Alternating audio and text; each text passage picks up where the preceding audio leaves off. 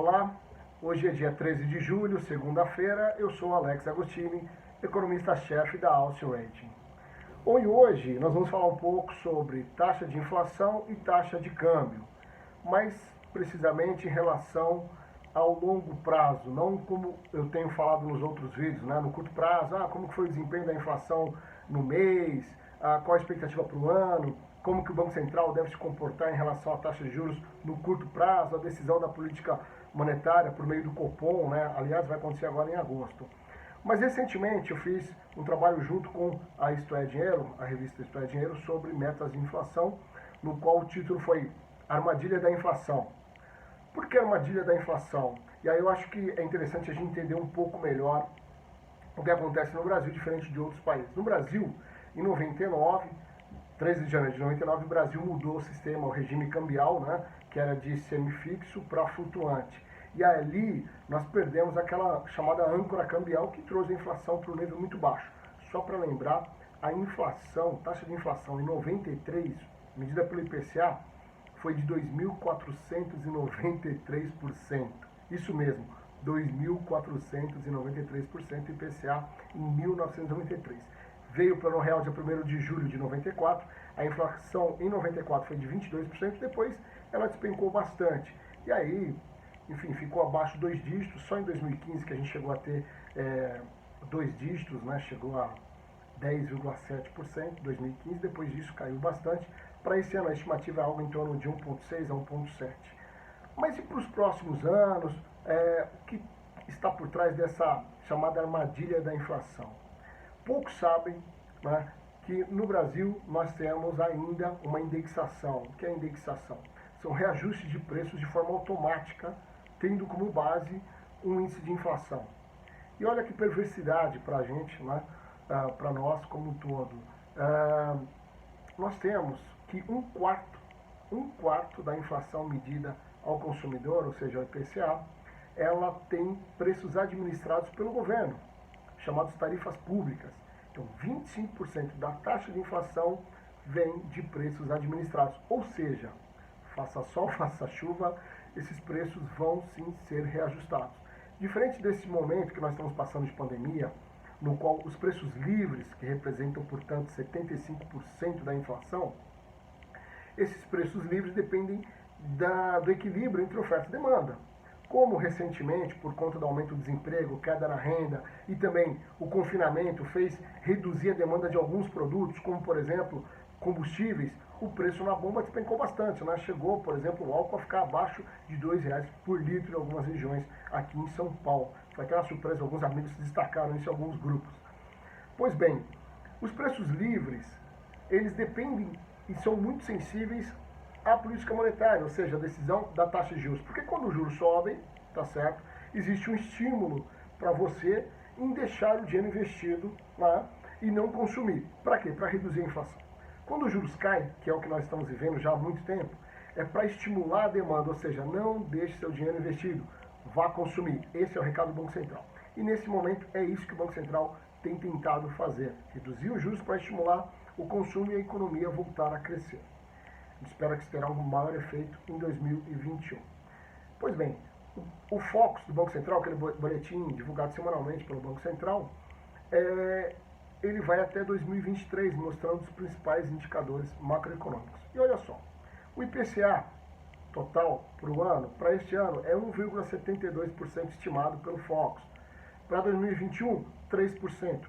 2022, 3,5%. E 2023, 3,25%. Então, se a gente pegar, por exemplo, 25% dessa inflação estimada para cada um desses anos, nós temos que, para este ano, os preços administrados devem contribuir com algo em torno aí de 0,3%. E aí, para os próximos anos, algo em torno de 1%. Tá? Então, se a gente tirar de 3,25%, que é a meta de inflação para 2023, vamos tirar 1 ponto percentual. Então, fica 2,25%. Então, veja, o Banco Central, para ele poder atingir a meta de inflação, ele precisa, em algum momento do tempo, elevar os juros.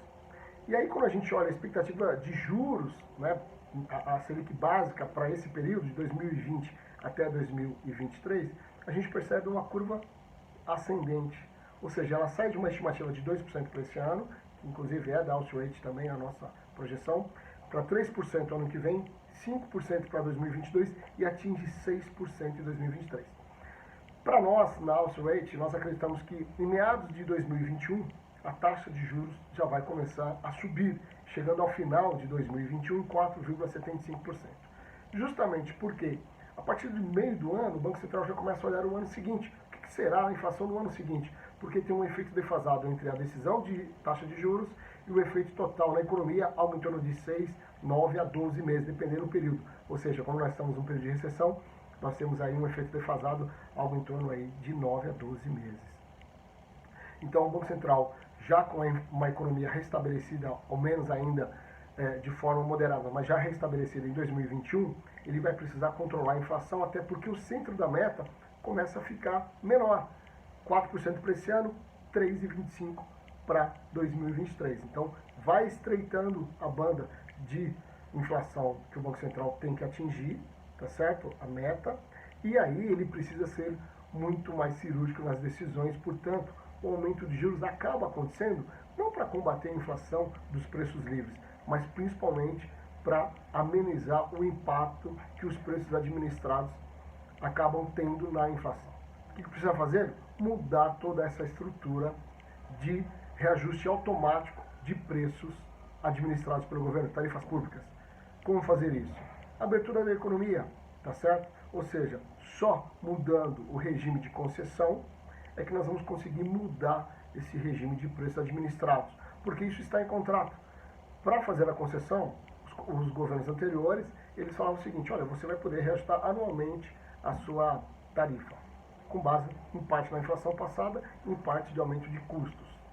Ok.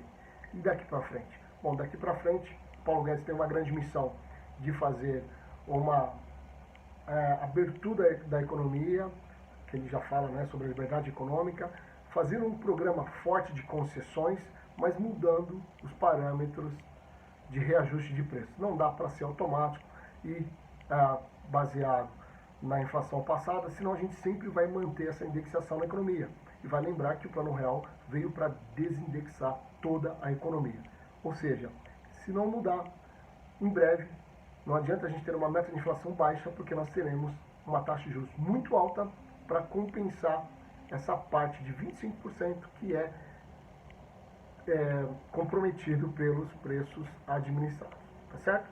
Então, só uma aulinha hoje básica sobre política monetária e inflação. Eu acho que vale a pena a gente ficar de olho nisso, porque algumas estimativas de inflação para 2022, 2021 é baixa, mas a taxa de juros permanece estável. Eu não consigo enxergar essa relação. E vai lembrar que tudo isso é importante para principalmente investidores em renda fixa, que compram títulos do Tesouro Nacional indexados à taxa Selic e também à inflação, ao IPCA e IGPM. Vale a pena ficar de olho. Tá certo? Obrigado. Até mais.